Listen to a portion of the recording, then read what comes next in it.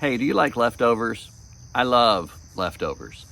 We are empty nesters, Aaron and I, and when we make a big meal, whether it's a casserole or it's something in the crock pot or some other big meal that we make, I get the leftovers most of the time. Now, once in a while, we'll eat them later that week for supper, but most of the time, I get to take them for lunch.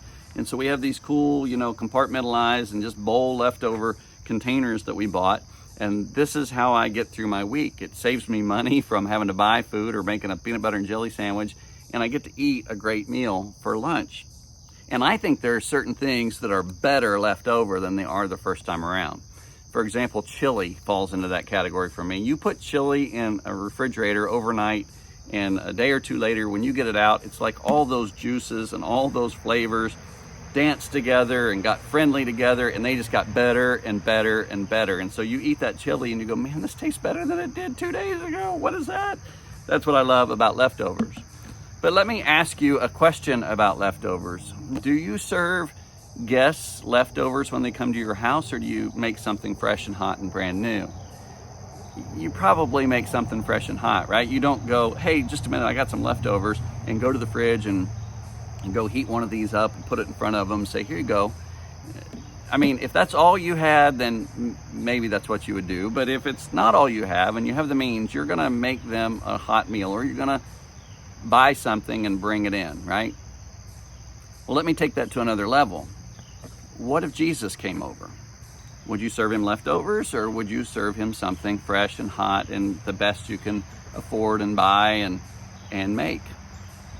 I would definitely want to serve him the best. I would go get the best olive oil I could afford. I would go get the best ingredients I could afford. And Erin and I together, because she's the main cook, I'm just kind of the chop 'em up chef, we would put together the best meal we could make for Jesus, because he's our guest and he deserves the best. He doesn't deserve our leftovers. So take the idea of what I talked about last week. I talked about getting up in the morning and putting God first, and not opening up your email, not opening up your phone to look at social media, not to get on news before you spend time with God. And the point of that, I said, was that it helps the rest of your day. It focuses you on the Lord, and it gives your mind and your heart and attention to him first, and therefore the rest of your day will go better. That's absolutely true. But there's another reason for that, and that's because God doesn't deserve our leftovers. We don't need to get up and rush into our day and then just give him whatever is left over at the end of the day, if there is anything at all, because at that point, we have not made him first. Jesus said, seek first his kingdom and his righteousness. Seek first his kingdom and his righteousness, and all these things will be added unto you. Jesus said, anybody who loves mother or brother or father or son or sister or anyone more than me is not worthy of me. Jesus said, take up your cross daily and follow me. God said, you shall have no other gods before me. You shall have no other idols. You shall have no other intention before me. I am to be first and foremost in your life. And so when you think of it from that perspective, you begin to think of it in a different way, don't you? You think, am I giving God my leftovers? I think it's a big difference between being a believer in Jesus, that you believe he's there, that you believe he's alive now, that he actually died on the cross for you, and you believe that he's really the God of heaven and earth, and that he's sitting at the right hand of God. He has all authority. You believe that. And being a disciple, being a true follower of Jesus.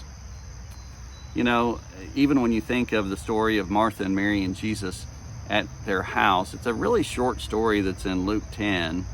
And Martha's upset that Mary's sitting at the feet of Jesus, and because she was in the kitchen, preparing this meal. She wasn't getting him leftovers, right? No, she was preparing a meal for Jesus, something really good. But the one who was sitting at his feet was seeking him. She's the one that was after that relationship. She's the one that was building that relationship with him by sitting at his feet.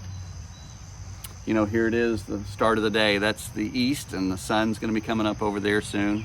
And I did this intentionally. Have you given God the first of your day? Are you giving him the first fruits of your life? Are you giving him the best of everything? The tithes and offerings and your time and your talents? God wants all of these things first. God does not deserve our leftovers. He doesn't want to be second. He wants to be first. Keep him first, and I will too. Keep walking with him, and I will too. And I'll see you next week.